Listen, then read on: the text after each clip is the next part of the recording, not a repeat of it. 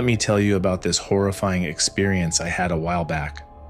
I'm a photographer and always looking for those offbeat, spooky places to get some cool shots. One day, I decided to go on a little adventure into the woods. There's this spot I've been eyeing for a while, an old schoolhouse, long abandoned. I'd heard talk about it, mostly from other photographers and urban explorers, and I couldn't resist the urge any longer.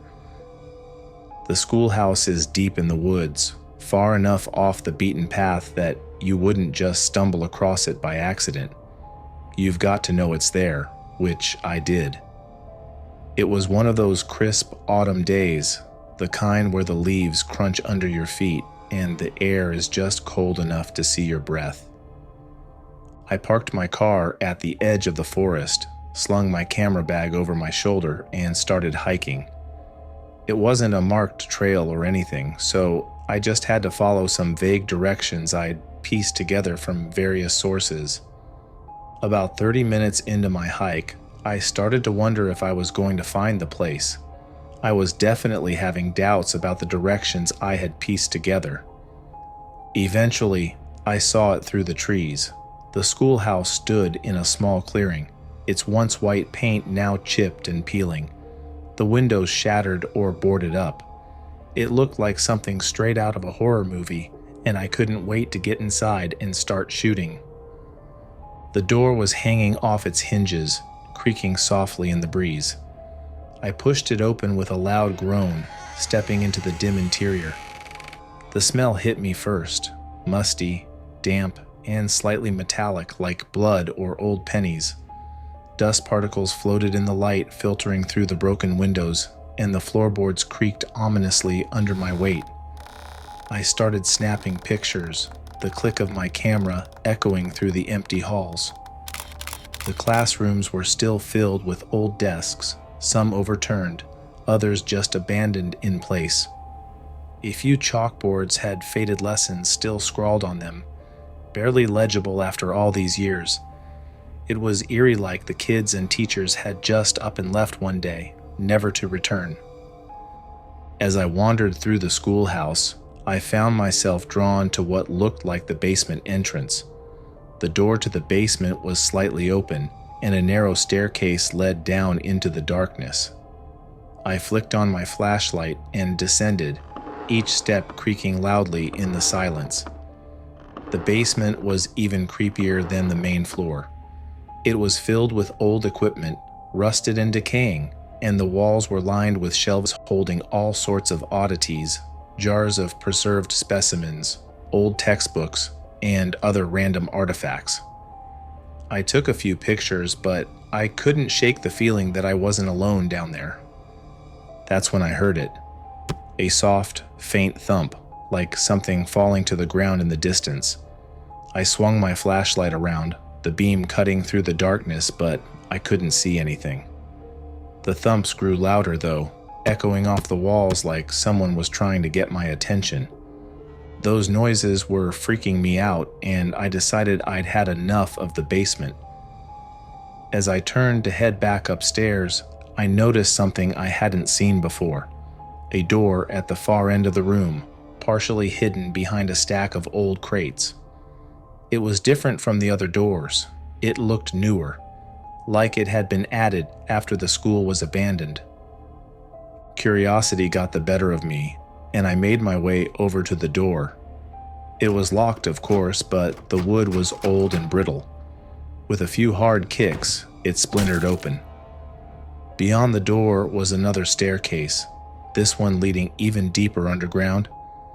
The air was colder here, and the faint thumps had stopped, replaced by an oppressive silence. I hesitated for a moment, but my need to explore kept driving me.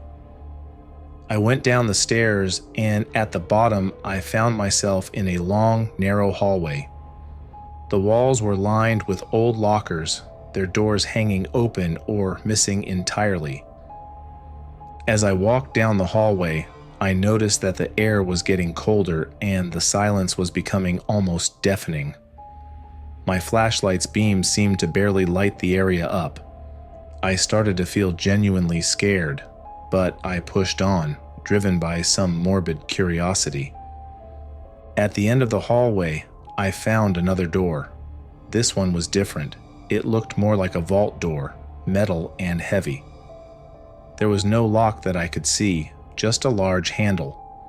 I took a deep breath and turned the handle, half expecting it to be stuck, but it moved easily, the door swinging open with a low groan. What I saw inside made my blood run cold. It was a large room, much larger than I would have expected.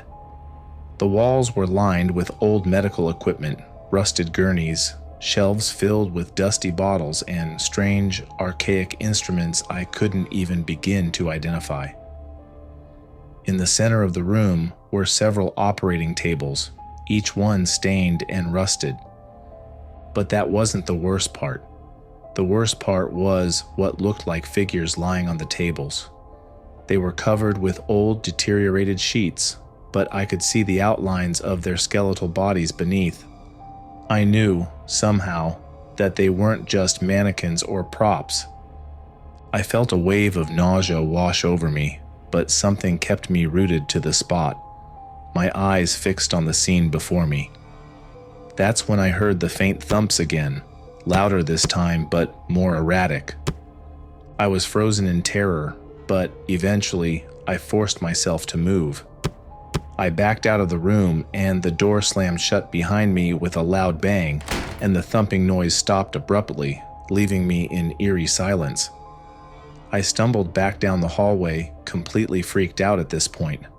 I needed to get out of there, and fast. But the schoolhouse seemed to have other plans. As I reached the top of the stairs, I realized with growing horror that the basement door was no longer open. It was closed tight, and no amount of pushing or pulling would budge it. Panic set in. I was trapped. I was quickly trying to figure out how to escape. I ran back downstairs and was frantically looking for another way out. That's when I noticed another door, one I hadn't seen before. It was slightly ajar, and with no other options, I made my way over and pushed it open. The room was small and cramped, filled with old filing cabinets and stacks of yellowed papers. I could see another door on the far side, and I made my way towards it, hoping it would lead to my escape. But as I crossed the room, I felt a cold hand grip my ankle. I looked down and, to my horror, saw a pale, creepy, ghostly figure emerging from beneath one of the filing cabinets. Its eyes were hollow, and its mouth hung open in a silent scream. I kicked my leg, breaking free of its grasp, and stumbled towards the door. I was in a full-fledged panic and could barely breathe at this point. I burst through the door and found that it led outside to the back of the school. Without hesitation, I sprinted up the stairs and around the backside of the building.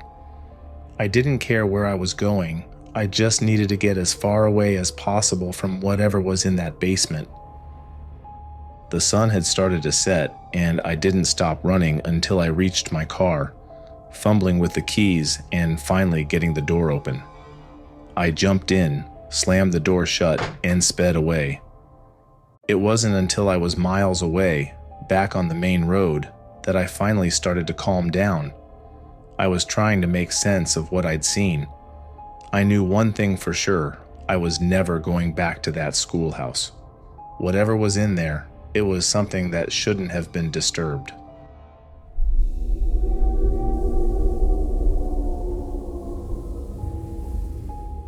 Last summer, my buddy Owen and I decided to explore an old amusement park that had been shut down for years. We had heard stories about the place, and being the thrill seekers we are, we couldn't resist the temptation to check it out for ourselves. We planned our trip carefully. We knew the park was located about an hour's drive from our hometown, and we wanted to make sure we had enough time to explore before it got too dark. So, one Saturday morning, we packed our backpacks with some snacks, water, and flashlights and hit the road. The drive to the park was uneventful. Owen and I chatted about what we might find, speculating on the possible reasons for the park's closure. Some people said it was because of safety violations, while others believed it was due to financial troubles. Regardless of the reason, the thought of exploring a forgotten amusement park filled us with excitement. As we approached the park, we saw the Ferris wheel in the distance. It was eerie, standing still and silent. The gates were locked, but we found a spot where the gate was slightly open, just enough for us to squeeze through. Stepping inside, the first thing that struck me was the silence. It was so quiet. We walked along what used to be the main pathway, the ground cracked and overgrown with weeds. The rides and attractions, once vibrant and full of life, now stood as rusting relics. We decided to start with the roller coaster, which was one of the park's main attractions back in the day. The track twisted and turned above us, its metal frame covered in rust. We followed the path up to the loading platform, which was now covered in debris. It was strange to think that this place had once been filled with the sounds of screaming riders and the roar of the coaster. As we climbed up onto the platform, I looked around and couldn't believe how run down and dilapidated this place was. It was giving off the creepiest vibe. We moved on to the funhouse next. The entrance was marked by a large, creepy clown face with a gaping mouth. The paint was peeling and the colors had faded, giving it an even more sinister appearance. We cautiously stepped inside, our flashlights cutting through the darkness. The funhouse was a maze of narrow corridors and mirrored walls. The mirrors were cracked and dirty, distorting our reflections in bizarre ways. As we made our way through, I couldn't help but feel disoriented. The air was thick with dust, and every step we took echoed through the empty halls. Suddenly, Owen stopped in his tracks and pointed to the floor. There, among the dust and debris, were fresh footprints. My heart started to race. We weren't alone. We followed the footprints deeper into the funhouse, our curiosity getting the better of us. The prints led us to a room filled with old animatronic figures. They were frozen in place, their lifeless eyes staring at us. I felt creeped out as we carefully navigated the room. Just as we were about to leave, one of the animatronics suddenly jerked to life. It was a clown, its movements stiff and unnatural. Its mouth opened and closed as if it was trying to speak, but no sound came out. We both screamed and bolted out of the funhouse, our hearts pounding in our chests. Once outside, we took a moment to catch our breath. We both kind of laughed at how freaked out we were. I wasn't sure what made those animatronic figures move, but I wasn't going to go back and try to figure it out. Owen suggested we head to the Ferris wheel next, and I reluctantly agreed. The wheel towered above us, its seat swaying gently in the breeze. We decided to climb up one of the support beams with the ladder to get a better view of the park. It was a risky move, but the adrenaline was pumping and we felt invincible. As we reached the top, I looked out over the park. It was a desolate sight. The rides were crumbling and the buildings were falling apart. But then something caught my eye. In the distance near the old bumper cars, I saw a figure. It was too far away to make out any details, but it was definitely a person. We climbed down as quickly as we could and made our way towards the bumper cars. The figure had disappeared by the time we got there, but we found more fresh footprints in the dirt. We followed the footprints to the haunted house, which looked even more decrepit than the other attractions. The windows were boarded up, and the door hung off its hinges. We hesitated for a moment before stepping inside. The interior was pitch black, and our flashlights barely cut through the darkness. The air was damp and musty, and I could hear the faint sound of dripping water.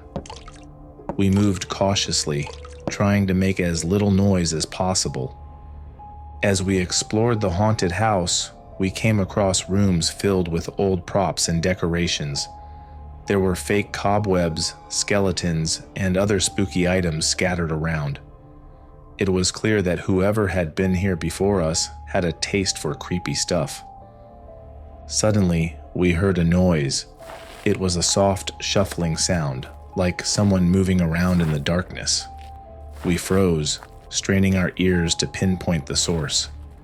The sound grew louder, and we realized it was coming from one of the rooms ahead. We crept forward, and I could feel my heart pounding in my chest.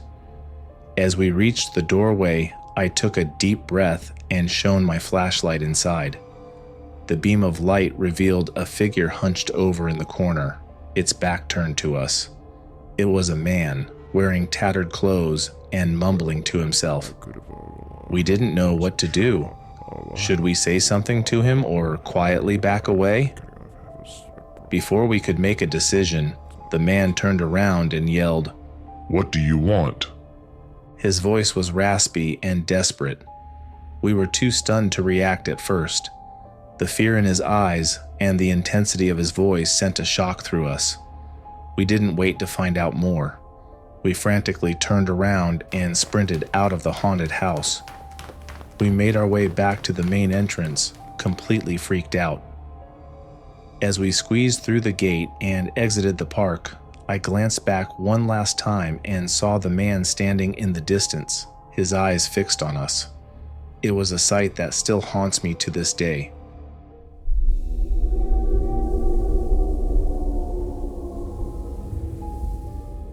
I've always been a sucker for creepy adventures. When my cousin Will and our friend Landon suggested we explore the old abandoned mental asylum on the outskirts of town, I was all in. It sounded like the perfect way to spend a chilly winter night. Little did I know, this would be a night I'd never forget. We met up at my place around dusk. I grabbed a flashlight and we headed out in Will's beat-up old Jeep.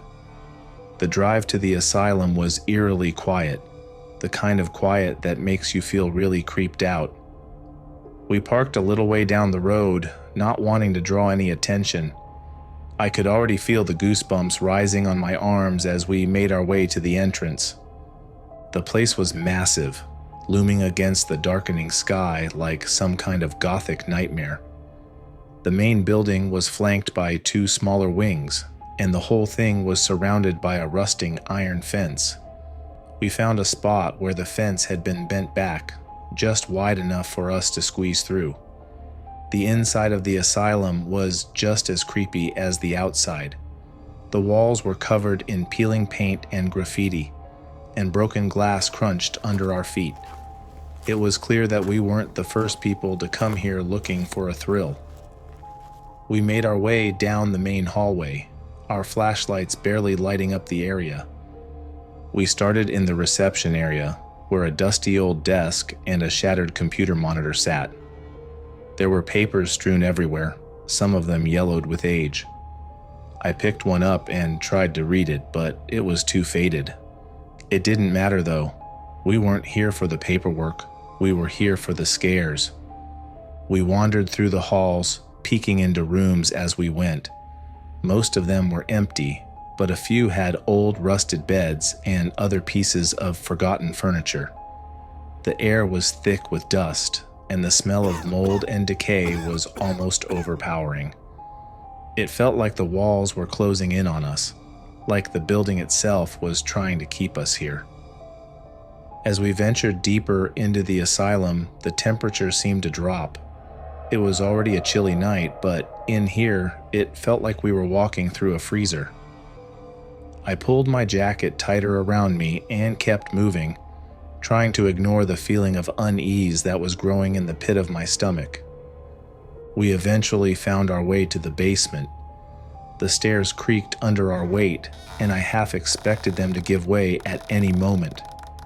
The basement was even darker and creepier than the rest of the asylum. Our flashlights barely seemed to penetrate the thick, dark blackness. Down there we found the old boiler room. It was filled with rusted pipes and machinery, all covered in a thick layer of dust.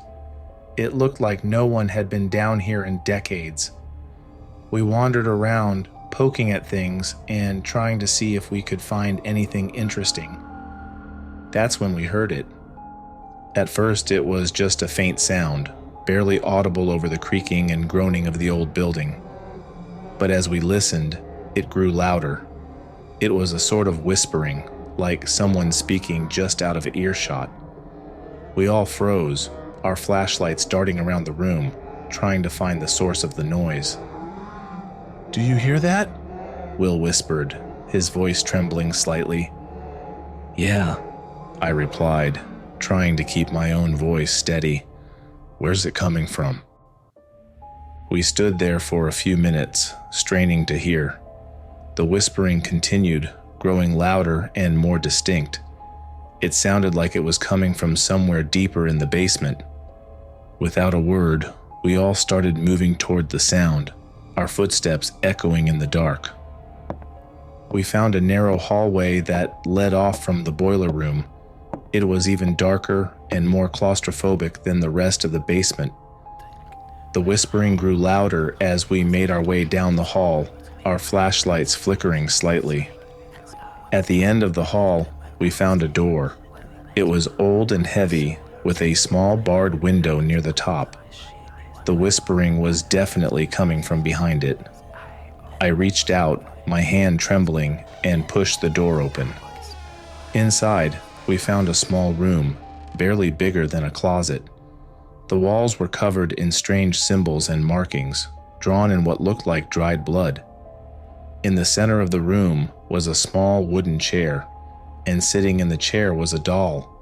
It was old and ragged, with button eyes and a stitched mouth. The whispering stopped as soon as we entered the room. The sudden silence was almost deafening. I felt a chill run down my spine as I stared at the doll. There was something deeply unsettling about it, something that made my skin crawl. Landon stepped forward, his flashlight trained on the doll. "What the hell is this?" he muttered, reaching out to touch it. Before he could, the door slammed shut behind us with a deafening bang. We all jumped, spinning around to face the door. It was shut tight, and no matter how hard we pushed, it wouldn't budge. Panic started to set in. The room felt like it was closing in on us, the air growing thicker and harder to breathe. The symbols on the walls seemed to writhe and twist, almost as if they were alive. The doll remained motionless, but I couldn't shake the feeling that it was watching us. We were trapped. The whispering started up again, louder this time, more insistent. It seemed to be coming from all around us, filling the small room with the sound of evil voices. I could feel my heart pounding in my chest, my hands slick with sweat. Then, without warning, the doll's eyes opened. They weren't button eyes anymore. They were real, and they were staring right at me.